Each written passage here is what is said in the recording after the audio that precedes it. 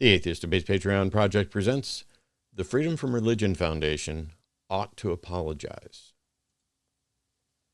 Hey everybody, hope you're doing well as we wrap up the 2024 year and head into a new year.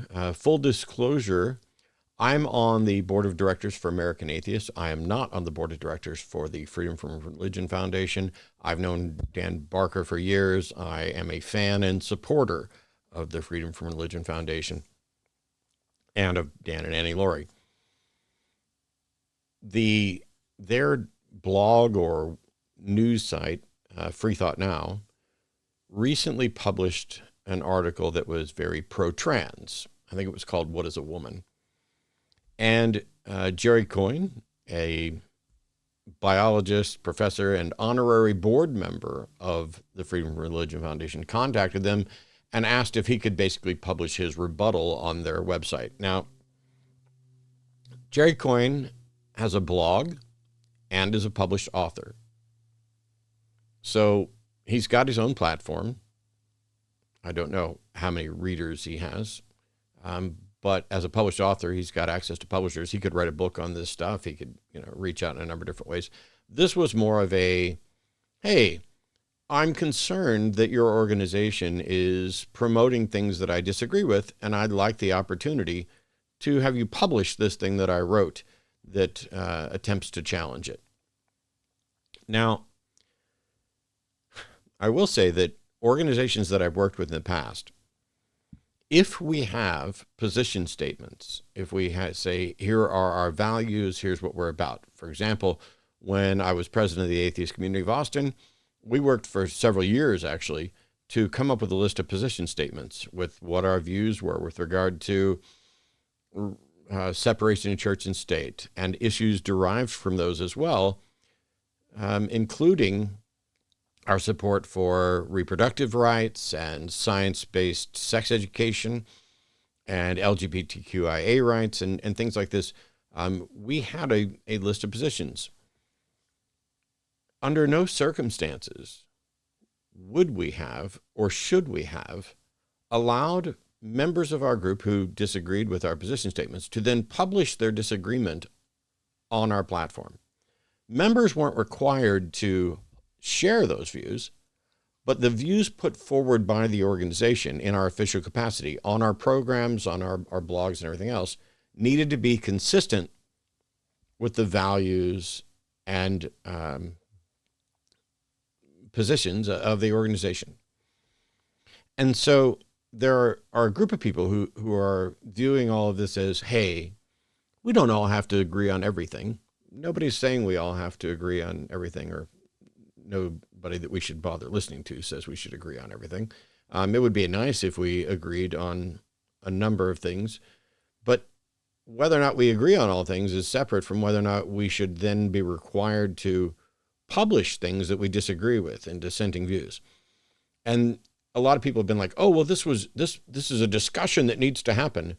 No, it's not a discussion. It is a one-way communication.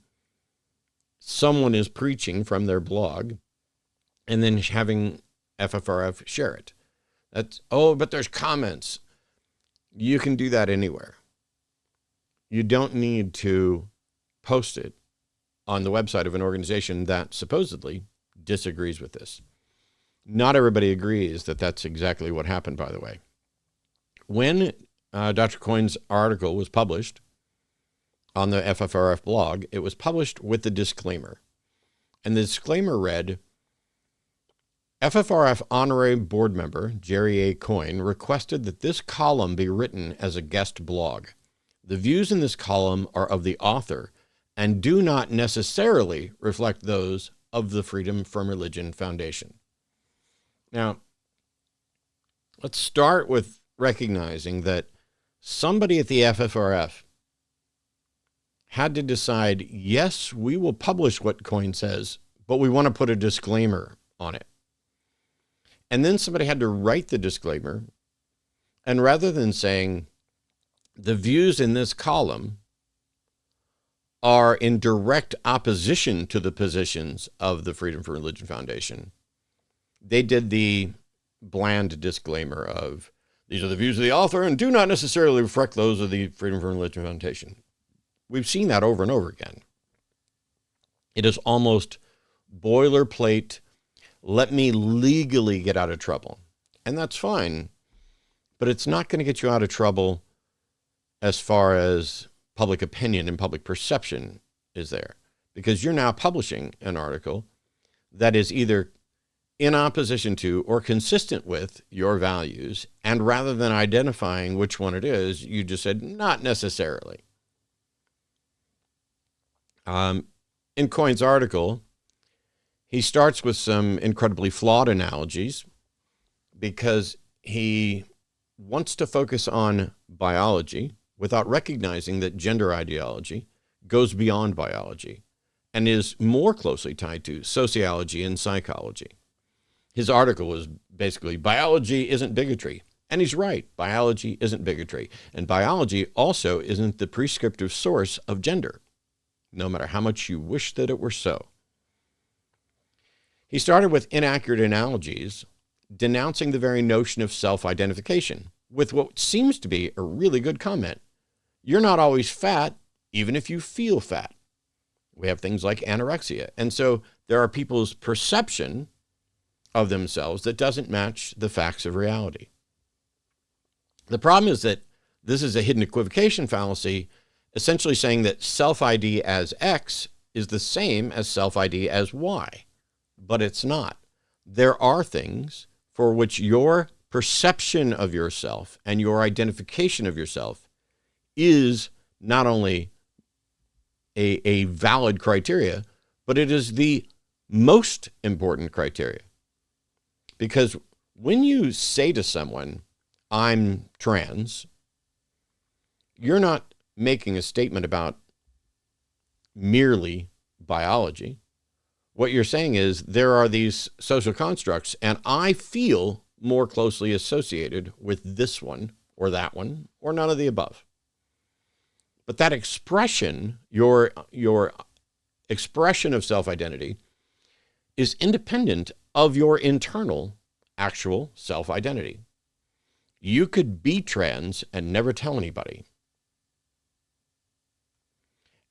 That is at least a part of the equivocation fallacy here, because also with things like obesity and overweightness, we have externally imposed categories for that. This isn't a matter of identity. There's nothing about obesity that is identity. There is, though, about the colloquialism, which we call fat.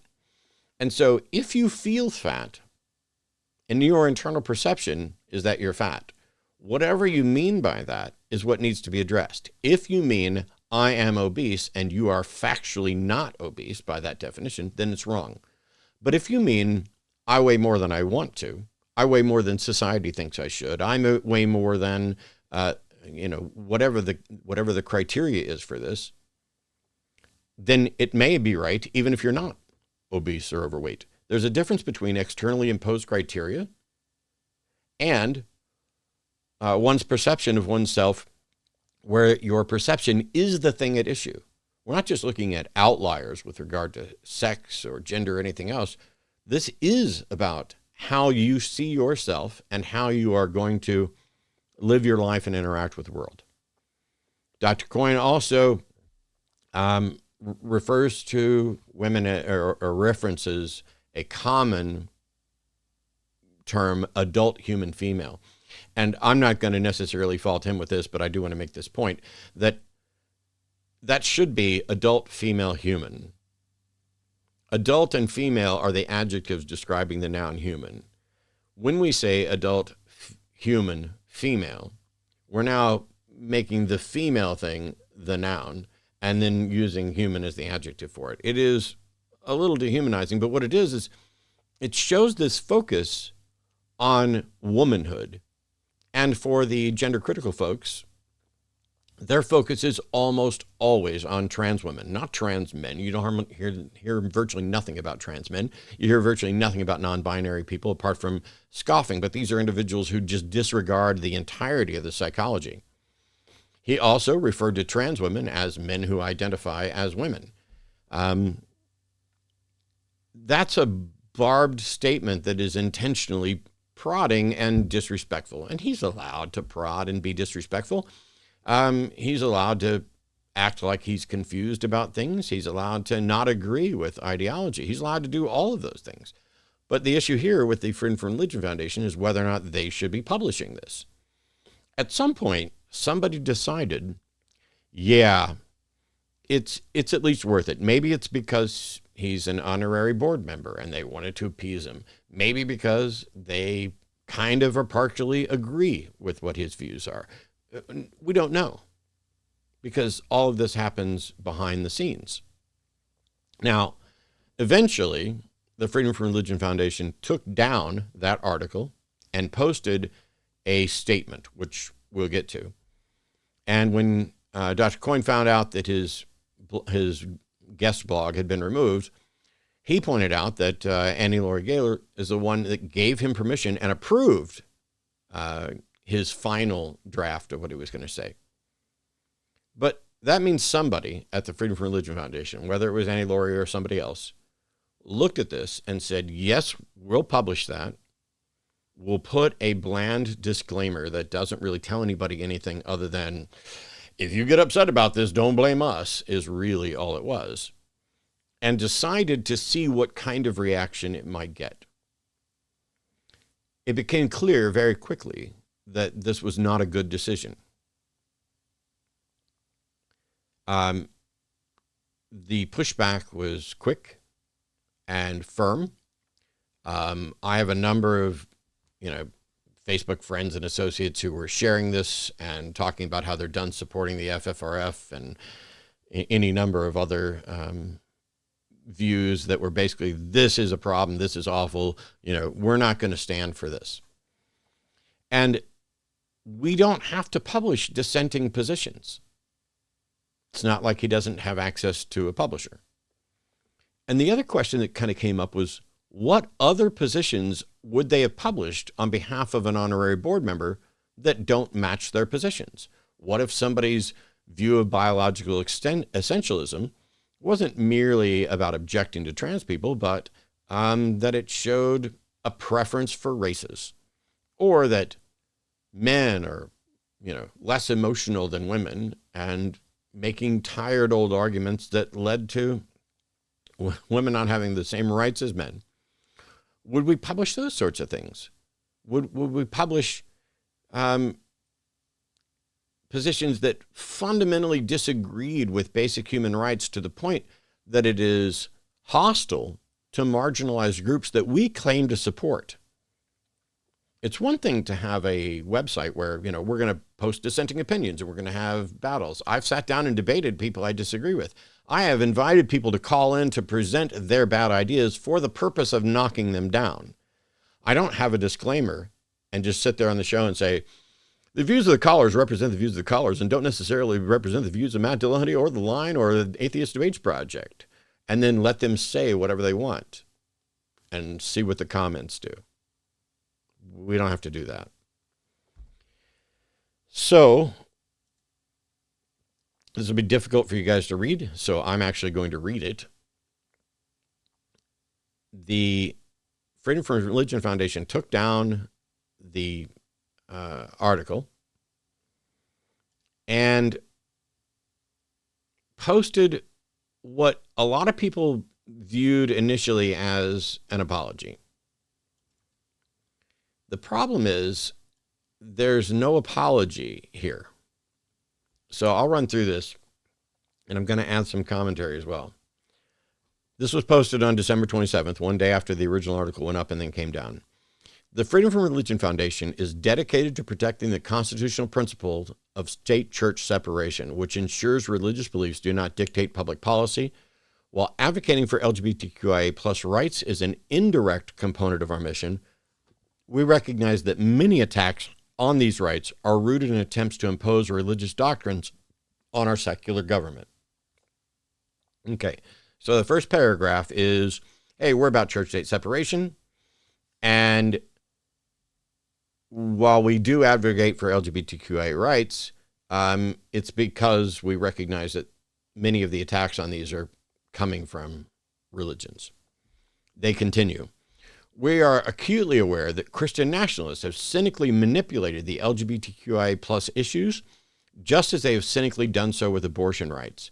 We are proud to have a diverse staff and membership, 13% of whom identify as LGBTQIA plus, and 97% support civil rights for the LGBTQ community, far more than the general population. Let me pause at that paragraph and address a couple of things. It's funny that they raised abortion rights. If one of their honorary blog members had wanted to similarly misrepresent issues surrounding abortion in response to a pro-abortion article, would they have published that? I kind of doubt it, but I don't know. They then tout that their staff is 13% LGBTQIA+, and that 97% of their staff support civil rights for the LGBTQ community.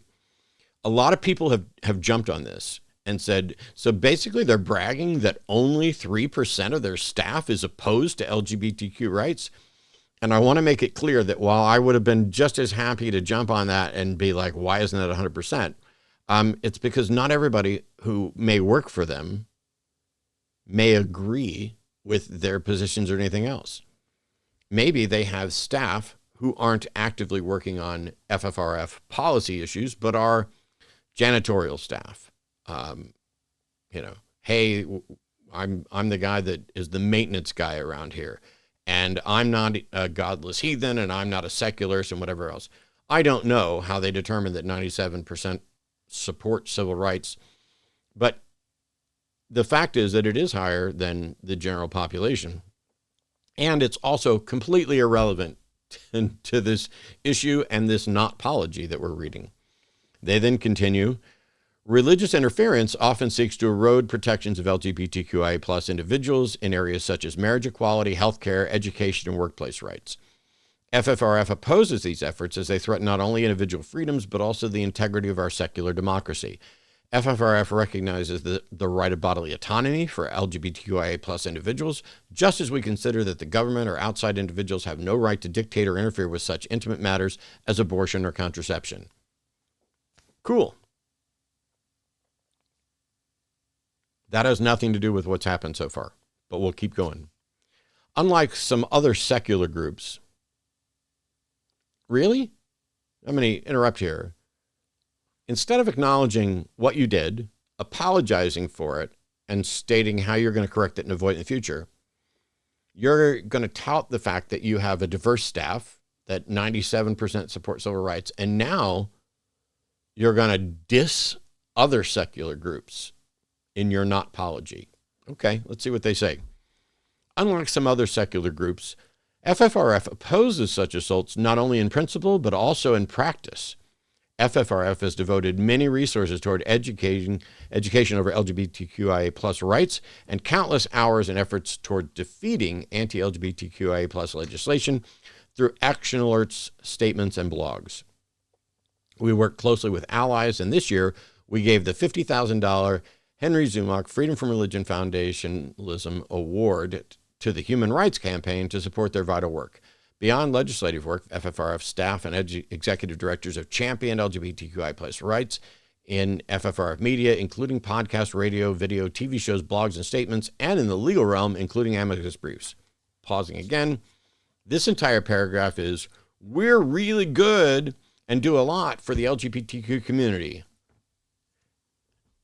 And it seems that they do, at least to the extent they put it in there. But that is a PR move and still not an apology. If you've got bunches of money and you give money to good organizations and yet you still publish things that counter that effort, that's a problem. That's the part that needs to be addressed. Continuing, FFRF and its new legislative arm, FFRF Action Fund, will do everything we can to defeat President-elect Trump's draconian vow that the official policy of the U.S. will be that there are only two genders, male and female. We're already gearing up to fight his promise to end the transgender lunacy on day one of his administration. This is great. That's a great couple of sentences there talking about what they're getting ready to do. It still doesn't address this issue. It's still, hey, look how good and how cool we are. And in this case, awesome. I hope that I will stand with them and hope that they are successful, and would have either way. They continue. However, advocacy is rarely perfect. Oh, the Pobody's nerfect response. And progress is not always linear. Recently, we published a guest blog post as part of an effort to provide a forum for various voices within the framework of our mission. Although we included a disclaimer that the viewpoints expressed within the post were not necessarily reflective of the organization, it has wrongfully been perceived as such. This is an absolutely shitty paragraph. It is, well, we do a lot of good stuff, but nobody's perfect. And recently we made a guest post and we put a disclaimer up, but the disclaimer has been wrongfully perceived. They are putting the onus on the reader. It's your fault if you did not understand that this blog post is absolutely antithetical to the views of the Freedom from Religion Foundation. That's what that paragraph is saying. That is a bad thing to do. That is, hey, could have been, we screwed up. That paragraph, if you were to do it, should probably say, despite our desires and actions to support LGBTQIA+, we screwed up. We published a blog post with a weak disclaimer that increased confusion. Put the onus on the disclaimer in the publishing. Don't put the onus on the public by saying it has wrongfully been perceived as such. That's blaming the perceiver. You guys, FFRF, are the ones that screwed up, and you guys are the ones that gave the wrong impression by doing this. It doesn't necessarily reflect the views of the organization. It should have been, this is the direct opposite of the views of this organization. They continue, despite our best efforts to champion reason and equality, we recognize mistakes can happen, and this incident is a reminder of the importance of constant reflection and growth. I'm glad that you got a reminder about constant reflection and growth. Hopefully, the message from myself and others will remind you more about reflection and growth. Publishing this post was an error of judgment, and we have decided to remove it as it does not reflect our views or principles. We regret any distress caused by this and are committed to ensuring it doesn't happen again. That is the closest thing to an apology.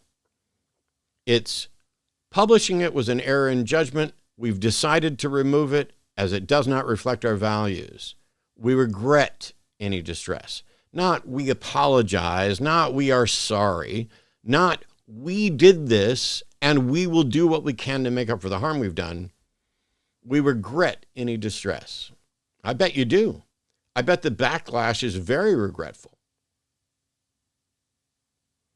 They continued, moving forward, we're reviewing our content guidelines and an internal process to ensure our public messaging consistently reflects our values. We're committed to learning from this experience. Great. They conclude, we stand firmly with the LGBTQIA+ community and their allies in advocating for equality, dignity, and the freedom to live without fear of religious-motivated discrimination. Our mission to keep religion out of government is inextricably linked to preserving and advancing these fundamental rights. Together, we will continue to champion a society where all people, no matter their sexual orientation, gender identity, beliefs, or non-beliefs, are treated equally under the law. This isn't the worst apology ever. It is not a catastrophic end of the world. It is not an absolute avoidance of responsibility or owning up to the issue. It is a sloppy, rushed, oh my God, let's take this down and get some statement up quickly from people who don't fully grasp yet the perception of what has happened here. The apology doesn't include the word apology, doesn't include the word sorry. It attempts to shift part of the burden to the perception of the perceiver, while also acknowledging that it was an error in judgment.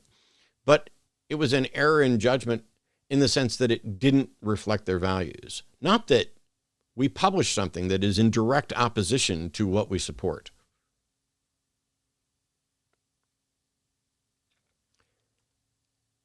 A couple of years ago, the atheist community of Austin needed to apologize for something.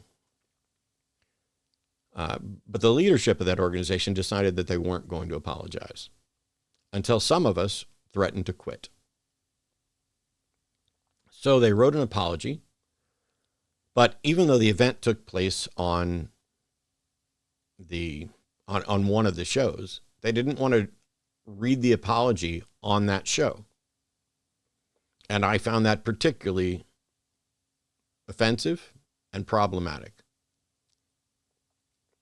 If you make a mistake on the show, you apologize on the show. You don't hide the apology on a website.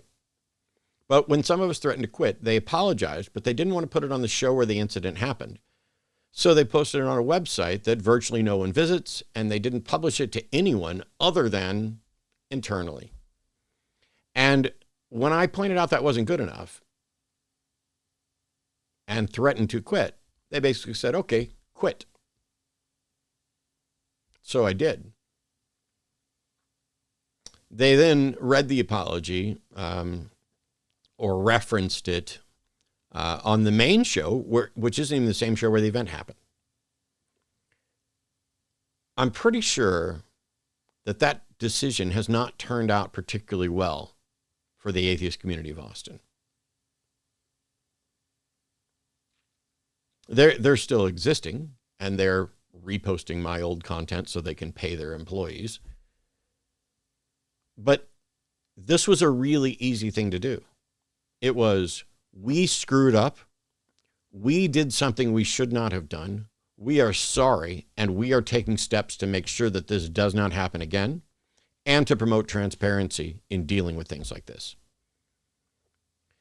The FFRF has to do better. And they have to learn from the mistakes of others as well as their own mistakes.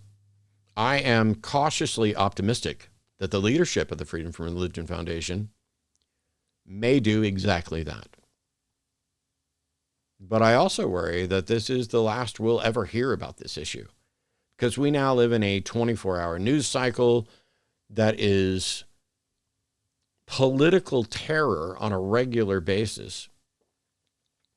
Everything is falling apart. Everything is breaking news. Everything is the sky is falling.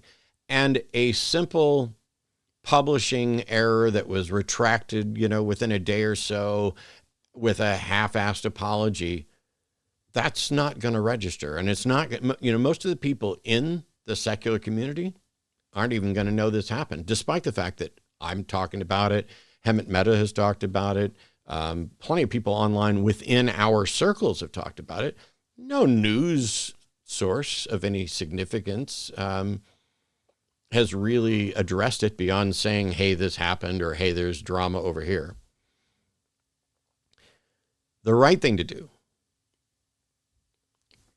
now that they've made a very clear pro-LGBTQIA plus statement, which would have been nice on its own, just take the pro-LGBTQIA plus portions of that not-pology and post it. Here's our policies with regard to this.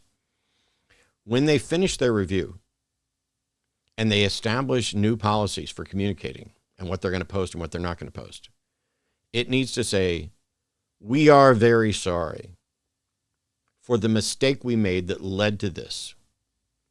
Here are the steps we're taking to ensure that it doesn't happen again, and then show what their new policies are going to be with regard to posting content like that.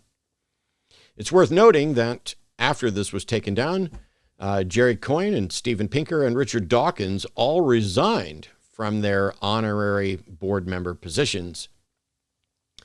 And while I made a statement that this initial thing should be embarrassing for Jerry Coyne and for the FFRF, Dr. Coyne took a screenshot of that and said, no, I'm not embarrassed, and you should learn some biology. So we'll be doing a little video about what I do and don't need to know about biology to counter the ridiculous misrepresentations of Dr. Coyne in another video, but this one's long enough. Thanks for tuning in. Take care. Keep supporting reason, science, and individuals. Merge your skepticism with humanism. And instead of going after the most marginalized among us, because you're terrified that your prescriptive, pedantic view of biology's dictation might be under threat by changes to the world. The world keeps changing. And if we're not talking about the same thing, you may just be tilting at windmills. See you next time. Bye-bye.